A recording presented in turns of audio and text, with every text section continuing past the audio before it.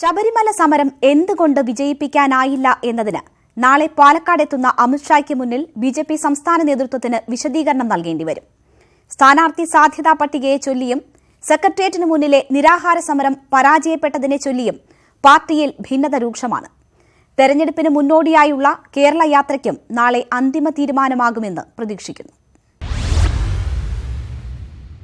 മുന്നിൽ വന്നു വീണ സുവർണാവസരം സംസ്ഥാന നേതൃത്വം കളഞ്ഞുകുളിച്ചെന്ന വിലയിരുത്തലാണ് ബി.ജെ.പി. ദേശീയ നേതൃത്വത്തിനുള്ളത്. ഇതിന് അമിത്ഷായ്ക്ക് മുന്നിൽ മറുപടി പറയേണ്ടി വരുമെന്ന ആശങ്കയിലാണ് സംസ്ഥാന നേതാക്കൾ. ഇതിനിടയിലാണ് സാധ്യതാ സ്ഥാനാർത്ഥി പട്ടികയെ ചൊല്ലിയുള്ള ഭിന്നത. കൊച്ചിയിൽ നടന്ന കോർ കമ്മിറ്റിയിൽ വി മുരളീധര പക്ഷം വിട്ടുനിന്നതും മറുവിഭാഗം ആയുധമാക്കും. പാർട്ടി വക്താവ് എം.എസ്. കുമാറിനോട് വിശദീകരണം ചോദിച്ചതിനെ ചൊല്ലിയും തർക്കമുണ്ട്. കുമ്മനം രാജശേഖരനെ സ്ഥാനാർത്ഥിയാക്കണമെന്ന് തിരുവനന്തപുരത്തെ പാർട്ടി പ്രവർത്തകർക്ക് ആഗ്രഹമുണ്ടെന്ന് പറഞ്ഞതിന്റെ പേരിലായിരുന്നു വിശദീകരണം. തിരുവനന്തപുരം മണ്ഡലം ലക്ഷ്യമിട്ടുള്ള സംസ്ഥാന അധ്യക്ഷൻ പി.എസ്. ശ്രീധരൻപിള്ളയുടെ നീക്കമാണിതെന്നും പാർട്ടിയിൽ പരാതിയുണ്ട്. പാലക്കാട് ലോക്സഭാ മണ്ഡലത്തിലെ താഴെത്തട്ട് മുതലുള്ള ചുമതലക്കാരുടെ യോഗത്തിലും സംസ്ഥാന ഭാരവാഹി യോഗത്തിലും അമിത്ഷാ പങ്കെടുക്കും. 4 മേഖലകളായി തിരിച്ച പാർട്ടി നടത്താൻ ഉദ്ദേശിക്കുന്ന കേരള യാത്രയുടെ പ്രഖ്യാപനവും ഉണ്ടായേക്കും. ശബരിമല വിഷയത്തിൽ സംസ്ഥാന അധ്യക്ഷൻ പി.എസ്. ശ്രീധരൻപിള്ളയുടെ നേതൃത്വത്തിൽ രഥയാത്ര നടന്നതിനാൽ ജനറൽ സെക്രട്ടറിമാരായ എൻ രാധാകൃഷ്ണൻ, എം.ഡി. രമേശ്, കെ സുരേന്ദ്രൻ, ശോഭാ സുരേന്ദ്രൻ എന്നിവരുടെ നേതൃത്വത്തിൽ ജാഥ നടത്താനാണ് ആലോചന. ബി.ജെ.പിയുടെ തെരഞ്ഞെടുപ്പ് പ്രചരണത്തിന് കൂടിയാണ് ദേശീയ അധ്യക്ഷൻ അമിത്ഷാ തുടക്കം കുറിക്കുന്നത്. ശബരിമല വിഷയത്തെ എങ്ങനെ പരമാവധി വോട്ടാക്കി മാറ്റാം എന്ന തന്ത്രത്തിലൂന്നിയാവും പ്രധാനമായും തെരഞ്ഞെടുപ്പ് പ്രചരണം. R Kiran Babu, political bureau, news 18. ആവർത്തിച്ചുള്ള അനുനയ നീക്കങ്ങൾ തള്ളി സിപിഎമ്മുമായി അകലം പാലിച്ച് എൻ.എസ്.എസ്. നേതൃത്വം. ശബരിമല സ്ത്രീ പ്രവേശനത്തിൽ സുപ്രീംകോടതി വിധി വരും വരെ ഒരു വിട്ടുവീഴ്ചയും വേണ്ടെന്ന നിലപാടിലാണ് എൻ.എസ്.എസ്. നേരിട്ട് ചർച്ചയ്ക്ക് തയ്യാറാണെന്ന് പറഞ്ഞത് ദൌർബല്യമായി കാണരുതെന്നായിരുന്നു സിപിഎം സംസ്ഥാന സെക്രട്ടറി കോടിയേരി ബാലകൃഷ്ണന്റെ മറുപടി. എൻ.എസ്.എസുമായി എപ്പോഴും ചർച്ച ചെയ്യാൻ തയ്യാറാണ്. ഒരു ദൂതന്റെ ആവശ്യം ഇല്ല. എൻ.എസ്.എസുമായിട്ട് നേരിട്ട് ചർച്ച ചെയ്യാൻ ഞങ്ങൾക്കൊക്കെ ഇപ്പോൾ സാധിക്കും. സിപിഎം സംസ്ഥാന സെക്രട്ടറിയുടെ ഈ 2 അനുനയ നീക്കങ്ങളോടും നോ എന്നായിരുന്നു എൻ.എസ്.എസ്. നേതൃത്വത്തിന്റെ മറുപടി. ശബരിമലയിലെ ആചാരാനുഷ്ഠാനങ്ങൾ സംരക്ഷിക്കണമെന്നാവശ്യപ്പെട്ട് മുഖ്യമന്ത്രിയെയും കോടിയേരിയെയും ഫോണിൽ പലതവണ വിളിച്ചെങ്കിലും അന്ന് അനുകൂലമായ പ്രതികരണം ഉണ്ടായില്ലെന്നും ഇനി ചർച്ചയ്ക്ക് ആഗ്രഹമില്ലെന്നും വാർത്താക്കുറിപ്പിൽ NSS. General secretary G Sukumaran Nair പറഞ്ഞു. സുപ്രീം കോടതി വിധി അറിഞ്ഞിട്ടാവാം ഇനിയുള്ള നീക്കമെന്നാണ് എൻ.എസ്.എസ്. നിലപാട്. തിരഞ്ഞെടുപ്പിൽ ഇടതുമുന്നണിക്കെതിരായ നിലപാട് സ്വീകരിക്കുന്നതിലെ സാധ്യതയും നേതൃത്വം മുന്നിൽ കാണുന്നു. ഇത് തിരിച്ചറിഞ്ഞായിരുന്നു കോടിയേരി ബാലകൃഷ്ണന്റെ മറുപടി. ഞങ്ങൾക്ക് എൻ.എസ്.എസിനോട് യാതൊരു ശത്രുതയില്ല എന്ന് വ്യക്തമാക്കാനാണ് ആ പ്രസ്താവന. ദൗർബല്യമായി എൻ.എസ്.എസ്. കരുതുന്നത്. ശബരിമല വിഷയം സംബന്ധിച്ചുള്ള ഒരു തീരുമാനവും ഗവൺമെന്റ് എടുത്തിട്ടില്ല. സുപ്രീം കോടതിയാണ്. എൻ.എസ്.എസ്. നേതൃത്വം ഉടക്കി നിന്നാലും അണികളെ ഒപ്പം നിർത്തുക. ചർച്ചയ്ക്കും സമവായത്തിനും പാർട്ടി തയ്യാറായിരുന്നുവെന്ന് ആവർത്തിച്ച് ബോധ്യപ്പെടുത്താൻ സിപിഎം ശ്രമിക്കുന്നതും ഇതുകൊണ്ട് തന്നെയാണ്. R Kiran Babu, political bureau, news 18. Periya ഇരട്ടക്കൊലക്കേസിൽ സിപിഎം കൂടുതൽ പ്രതിരോധത്തിൽ. ഉദുമ എംഎൽഎയെ ആരോപണ മുനയിൽ നിർത്താൻ കോൺഗ്രസ് ശ്രമം തുടരുകയാണ്. ഇതിനിടയിലാണ് സിപിഎം നേതാവ് വി.പി. മുസ്തഫയുടെ ഭീഷണി പ്രസംഗവും സിപിഎമ്മിന് കുരുക്കായി പുറത്തുവന്നത്. സിബിഐ അന്വേഷണം ആവശ്യപ്പെട്ട് കൊല്ലപ്പെട്ടവരുടെ കുടുംബം ഹൈക്കോടതിയെ സമീപിക്കും. പീതാംബരനിൽ കേസ് അവസാനിപ്പിക്കാമെന്നും അയാളെ പുറത്താക്കി തടിയൂരാമെന്നുമുള്ള സിപിഎം നീക്കത്തിനാണ് തിരിച്ചടിയേറ്റുകൊണ്ടിരിക്കുന്നത്. ഉദുമ എംഎൽഎ കെ കുഞ്ഞിരാമനെതിരെയുള്ള ആരോപണം ശക്തമാക്കാനാണ് കോൺഗ്രസ് തീരുമാനം. ഉദുമ എംഎൽഎ കുഞ്ഞിരാമന്റെ പ്രേരണയിലാണ് ഈ കുറ്റം നടന്നതെന്ന് മരിച്ച കൃപേഷിന്റെയും അതോടൊപ്പം തന്നെ ശരത് ലാലിന്റെയും മാതാപിതാക്കൾ പറയുന്നു. ആ കൊലപാതകത്തിന് വിധേയമായിട്ടുള്ള ശരത്തിന്റെ പിതാവ് സത്യനാരായണൻ ഇന്നൊരു വലിയ പ്രസ്താവന നടത്തിയിട്ടുണ്ട്. ഞെട്ടിപ്പിക്കുന്ന പ്രസ്താവന. അദ്ദേഹം പറഞ്ഞത് ഉദുമ എംഎൽഎക്ക് ഇതിൽ പങ്കിടുന്നതാണ് പറഞ്ഞിരിക്കുന്നത്. അതെല്ലാ ചാനലുകളിൽ നോക്കി അദ്ദേഹം പറഞ്ഞിരിക്കുന്നു ഉദുമ എംഎൽഎക്ക് പങ്കിടുന്ന കാര്യം. അപ്പോൾ തന്നെ ഗൂഢാലോചന എവിടെയാണ് നിൽക്കുന്നതെന്ന കാര്യം നമുക്കെല്ലാം തന്നെ അറിയാം. എന്നാൽ എംഎൽഎക്കെതിരെ തെളിവുണ്ടെങ്കിൽ പോലീസിന് നൽകാനാണ് കോടിയേരിയുടെ വെല്ലുവിളി. ഇൻവെസ്റ്റിഗേറ്റിംഗ് ഏജൻസികൾക്കാണ് ആർക്കെങ്കിലും ഇത് സംബന്ധിച്ച് വല്ല വിവരവുമുണ്ടെങ്കിൽ അത്തരം അന്വേഷണ ഉദ്യോഗസ്ഥന്മാർക്ക് നൽകുകയാണ് വേണ്ടത്. അതിനു പകരം മാധ്യമങ്ങളോട് പറഞ്ഞിട്ട് അന്വേഷണം നടത്തുന്ന രീതി, അത് കൊണ്ടൊരു അന്വേഷണവും ഫലപ്രദമാകില്ല. പോലീസിന്റെ വാദം തള്ളി രംഗത്തെത്തിയ കൊല്ലപ്പെട്ടവരുടെ കുടുംബങ്ങൾ സിബിഐ അന്വേഷണത്തിനായി ഹൈക്കോടതിയെ സമീപിക്കും. ഈ വീണ ചോരക്കില്ല നീതി എൻ്റെ മോനെ കിട്ടണം. ഈ കൂടിയാലും ചെയ്യിച്ചവരും ഈ പൈസ ചെലവാക്കിയവരും എല്ലാം ഈ രംഗത്ത് പുറത്ത് വരണം. അതുമാത്രമേ എനിക്ക്. അപ്പോൾ CBI അന്വേഷിച്ചാലേ ഇതെല്ലാം പുറത്ത് വരും. കൃത്യമായിട്ട് നമ്മൾ ഉദ്ദേശിച്ച ആൾക്കാരെല്ലാം കറക്റ്റായിട്ട് ആ പറഞ്ഞ വകുപ്പ് പ്രകാരം അവിടുത്തെ FIRലേക്ക് വന്നില്ലെങ്കിൽ കൃത്യമായിട്ട് അത് CBI അന്വേഷണം തന്നെ. അതേസമയം CBI അന്വേഷണം ആവശ്യമില്ലെന്ന് കാനം രാജേന്ദ്രൻ അഭിപ്രായപ്പെട്ടു. കേരള പോലീസിനെ തള്ളിയിട്ട് CBI വേണമെന്ന് കേരളത്തിലെ ഗവൺമെന്റിന് തീരുമാനിക്കാൻ ഇപ്പോൾ പറ്റിയില്ല. റവന്യൂ മന്ത്രി E. ചന്ദ്രശേഖരൻ കൊല്ലപ്പെട്ടവരുടെ വീട്ടിലെത്തി. സർക്കാർ പ്രതിനിധിയായാണ് ചന്ദ്രശേഖരൻ എത്തിയത്. പ്രതിയായ പീതാംബരന്റെ വീട്ടിലെത്തി സഹായം വാഗ്ദാനം ചെയ്തതിൽ വിശദീകരണവുമായി CPM നേതൃത്വവും രംഗത്തെത്തി. പീതാംബരന്റെ അമ്മയെയും ഭാര്യയെയും കുട്ടികളെയും കണ്ടു, അവരെ ആശ്വസിപ്പിച്ചു എന്നുള്ളതിനും അപ്പുറം ഏതെങ്കിലും വിധത്തിലുള്ള സാമ്പത്തികമായ സഹായ വാഗ്ദാനമോ അതുപോലെ തന്നെ മറ്റെന്തെങ്കിലും സഹായം ലഭ്യമാക്കാൻ ആവശ്യമായിട്ടുള്ള നടപടികളോ ഞങ്ങൾ സ്വീകരിച്ചിട്ടില്ല. CPMനെ കൂടുതൽ പ്രതിരോധത്തിലാക്കിയാണ് ജില്ലാ സെക്രട്ടേറിയറ്റ് അംഗം VPP മുസ്തഫയുടെ ഭീഷണി പ്രസംഗം പുറത്തുവന്നത്. പീതാംബരന് മർദ്ദനമേറ്റതിന് പിന്നാലെ ജനുവരി 7-നായിരുന്നു വിവാദ പ്രസംഗം. പക്ഷെ ഇനിയും ചവിട്ടാൻ വന്നാൽ ആ പാതാളത്തുനിന്ന് റോക്കറ്റ് പോലെ CPIM കുതിച്ചു കയറും. അതിന്റെ വഴിയിൽ പിന്നെ കല്ലോട്ടല്ല, ഗോവിന്ദൻ നായരല്ല, ബാബുരാജല്ല, ഒരെണ്ണം ബാക്കിയില്ലാത്ത വിധത്തിൽ പെറുക്കിയെടുത്ത് ചിറയിൽ വെക്കാൻ ബാക്കിയില്ലാത്ത നേരത്ത് കയറിപ്പോകും. കാസർഗോഡ് മണ്ഡലത്തിൽ സ്ഥാനാർത്ഥിയായി പരിഗണിക്കപ്പെടുന്ന മുസ്തഫയ്ക്കെതിരെയും നീക്കം ശക്തമാക്കാനാണ് കോൺഗ്രസ് തീരുമാനം. കുരുക്കുകൾ ഓരോന്നായി അഴിക്കുന്തോറും പുതിയ കെണികളിലേക്കാണ് CPM വീണുകൊണ്ടിരിക്കുന്നത്. Election desk, news 18. കേരള കോൺഗ്രസിലെ തമ്മിലടി അവസാനിപ്പിക്കാൻ കോൺഗ്രസിന്റെ അന്ത്യശാസനം. KM മാണിയുമായും PJ ജോസഫുമായും പ്രത്യേകം കൂടിക്കാഴ്ച നടത്തി ഇക്കാര്യം ആവശ്യപ്പെട്ടതായി KPCC അധ്യക്ഷൻ മുല്ലപ്പള്ളി രാമചന്ദ്രൻ പറഞ്ഞു. അധികം സീറ്റ് നൽകാനാകില്ലെന്നും മുല്ലപ്പള്ളി അറിയിച്ചതായാണ് സൂചന. കൊച്ചു അസ്വാരസ്യങ്ങളൊക്കെ തന്നെ മാറ്റിക്കൊണ്ട് ഒറ്റക്കെട്ടായി പോകേണ്ട ഉത്തരവാദിത്വം നമുക്കുണ്ട്. ആ ഉത്തരവാദിത്വത്തെ നാം പഴിച്ചു പോയാൽ ഈ രാജ്യം തീർച്ചയായിട്ടും കടുത്ത വില അതിന് കൊടുക്കേണ്ടി വരുമെന്ന കാര്യം മാത്രം എല്ലാവരും ഓർക്കണമേ എന്ന് മാത്രം ഞാൻ വിനീതനായി ഈ സന്ദർഭത്തിൽ അപേക്ഷിക്കുകയാണ്. മുല്ലപ്പള്ളി രാമചന്ദ്രൻ നയിക്കുന്ന ജനമഹായാത്രയുടെ കടുത്തുരുത്തിയിലെ വേദിയിൽ വെച്ചാണ് മോൻസ് ജോസഫിനെ സാക്ഷിയാക്കി കേരള കോൺഗ്രസിലെ തമ്മിലടിയിൽ മുല്ലപ്പള്ളി പരസ്യ നിലപാടുമായി രംഗത്തെത്തിയത്.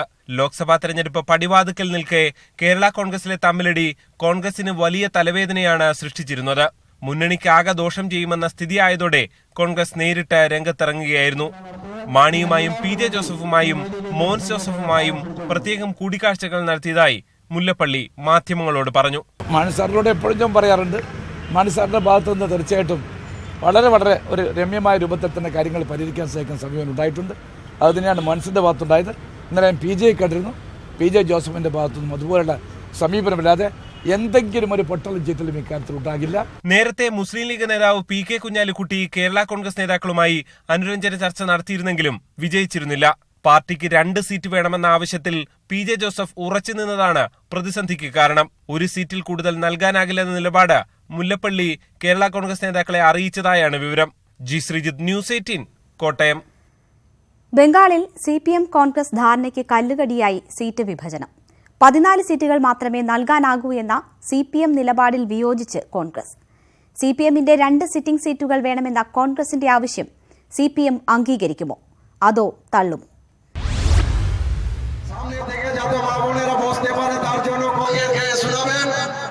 ബംഗാളിൽ ആകെയുള്ള 42 സീറ്റുകളിൽ 28 സീറ്റുകളിൽ മത്സരിക്കാനാണ് CPM തീരുമാനം. ബാക്കിയുള്ള 14 സീറ്റുകൾ കോൺഗ്രസിന് നൽകാമെന്നാണ് CPM നിലപാട്.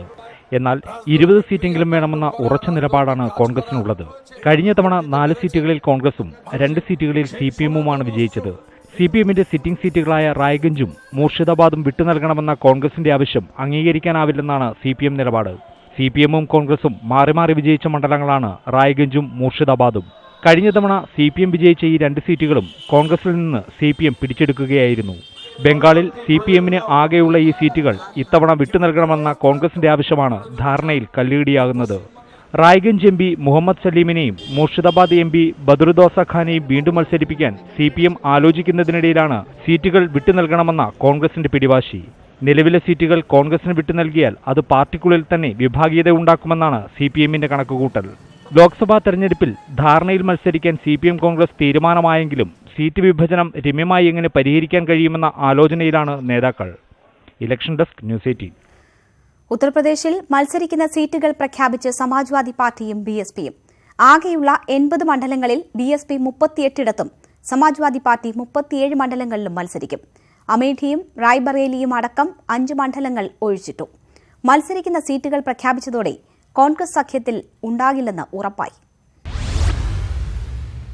S P B S P സഖ്യത്തിന്റെ ഭാഗമാകാനുള്ള കോൺഗ്രസിന്റെ അവസാന സാധ്യതയും ഇല്ലാതായി. 5 സീറ്റ് മാത്രം ഒഴിച്ചിട്ട് ബാക്കി 75 സീറ്റും എസ് പിയും ബി എസ് പിയും വീതിച്ചെടുത്തു. കോൺഗ്രസുമായി കൂട്ടില്ലെന്ന് മായാവതി നേരത്തെ പ്രഖ്യാപിച്ചിരുന്നുവെങ്കിലും പ്രിയങ്ക വന്നതോടെ സാഹചര്യം മാറുമെന്നായിരുന്നു കണക്കുകൂട്ടൽ. എന്നാൽ 38 സീറ്റിൽ ബി എസ് പിയും ബാക്കി 37-ൽ സമാജ്വാദി പാർട്ടിയും മത്സരിക്കുമെന്ന് ഇരു പാർട്ടി നേതൃത്വവും വ്യക്തമാക്കി. സമാജ്വാദി പാർട്ടിയുടെ ശക്തി കേന്ദ്രങ്ങളായ കന്നൌജ്, മെയിൻപുരി, മുലായം കഴിഞ്ഞ തവണ വിജയിച്ച അസംഗഡ്, രാജ്നാഥ് സിംഗിന്റെ മണ്ഡലമായ ലക്നൌ എന്നിവിടങ്ങളിൽ സമാജ്വാദി പാർട്ടി മത്സരിക്കും.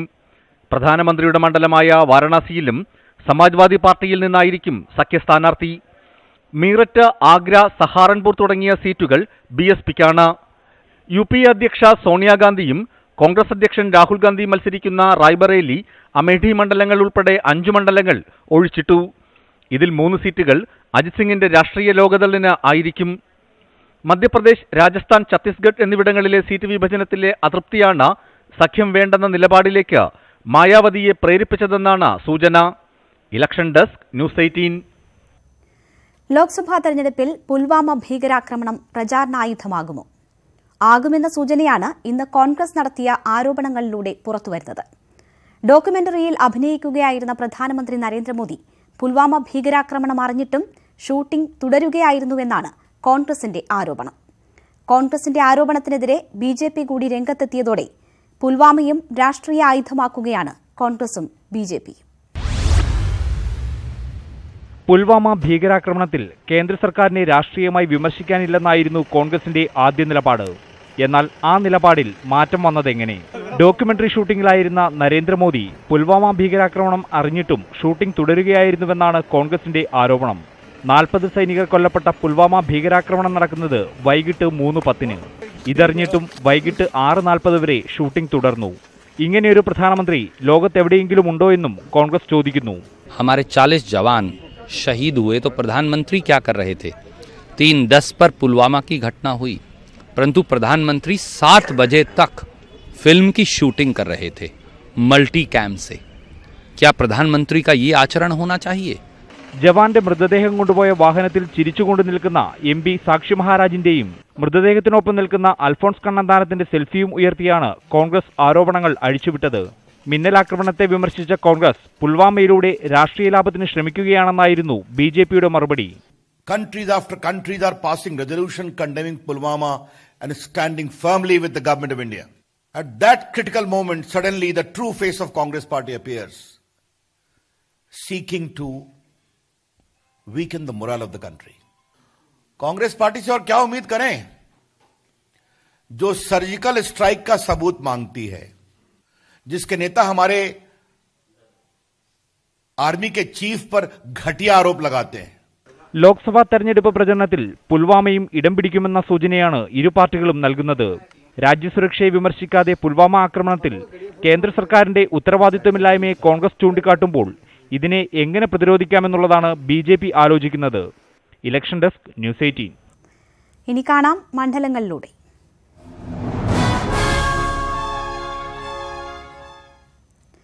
ഇടതുമുന്നണിയിലെ പഴയ ആത്മമിത്രങ്ങൾ നേർക്കുനേർ ഏറ്റുമുട്ടുന്ന മണ്ഡലമാണ് കൊല്ലം. UDF-നായി NK പ്രേമചന്ദ്രൻ ഇക്കുറിയും രംഗത്തുണ്ട്. കൊല്ലം പിടിക്കാൻ കരുത്തനെ തേടുകയാണ് CPM. കൊല്ലം തൂത്തുവാരിയ സമീപകാല തെരഞ്ഞെടുപ്പുകളിലാണ് CPM-ന്റെ പ്രതീക്ഷ.